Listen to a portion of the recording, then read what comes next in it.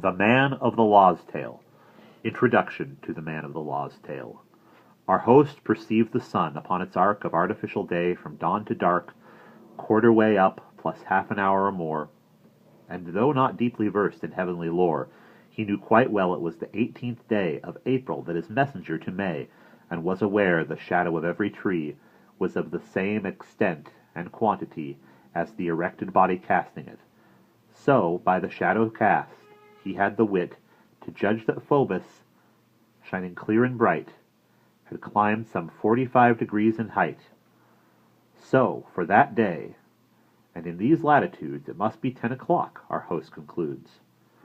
And suddenly he plucked his horse about. "My lords," he said, "I would inform the rout. A quarter of the day is already gone. Now, for the love of God, and by St. John, let us no longer waste the time, I say. My lords, time wastes itself by night and day, steals from us secretly, asleep or waking, if we are negligent, for time is making stealthy escape. A stream that never again turns to the hills, but glides onto the plain. Seneca and philosophers of old bewailed time's loss more than the loss of gold. Lost money is not lost beyond recall. The loss of time brings on loss of all.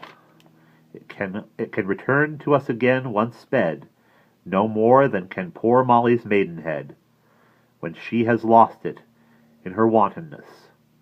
Let us not moulder here in idleness. You, sir, the man of law, since you contracted to tell a tale, that tale is now exacted. You all submitted, your consent was free, to put this case for judgment up to me. Acquit yourself. You promised so for one, and then, at least, your duty will be done." "Host," he replied, "I am willing, make no doubt. I never had a thought of backing out. Promise is debt, and as I am your debtor, I'd like to keep my word. I can say no better. Laws are for all, and he who seeks to lay them on others should by rights himself obey them. Our text demands it, but I make a vow, I can't recall a pithy tale just now. But Chaucer, clumsy as he is at times, in metre and in cunning use of rhymes, has told them in such English, I suppose, as he commands, for every one knows, that if he has not told them, my dear brother, in one book he has told them in another. He has told more of lovers up and down than even Ovid honoured with renown. In his epistles, which are very old, why tell them all again, since they've been told?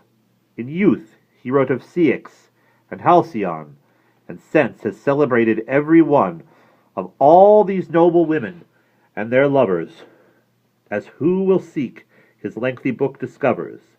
The work is called The Legend of Cupid's Saints, and there you may perceive how Chaucer paints Lucerie and her wild wounds, and Thisbe gored in Babylon, and Dido's faithful sword, because of false Aeneas, or may view the fate of Phyllis, that was hapless too, turned to a tree for the love of Demophon. There you may also listen to the moan of Deianeira and Hermione, or Adriane and Hippostyle. The barren island in the foaming sound is there to see, and brave Leander drowned for heroes' love, and you may count the woes of Briseis, or see the tear that flows, Helen, from thee, and thee, Laodamia, there too the cruelty of Queen Medea, her little children hanging by the neck, when the false Jason turned her love to wreck. Or Hypermnestra, true Penelope, faithful Aclistus, how he praises thee, but certainly he never writes a word of Candace. That tale should not be heard. She loved her brother in a sinful way. Fie on such curses tales as that, I say. Nor draws from Apollonius, him of Tyre, how King Antiochus, in mad desire, bereft his daughter of her maidenhood. The tale's too horrible, it can't be read. He flung her on the pavement for his wooing, but Chaucer knew quite well what he was doing, and would not soil his sermons with narration of such unnatural abomination. No more will I. Ignore them if we may. What shall I do, then, for a tale today? I'd rather be likened, if you please, to those old muses called Pyrades. The Metamorphosis knew what I mean. Nevertheless, I do not care a bean. Though I plod on behind them, somewhat dim, I speak plain prose and leave the rhymes to him. And on the word of sober-faced relation, as you shall hear, he started this narration.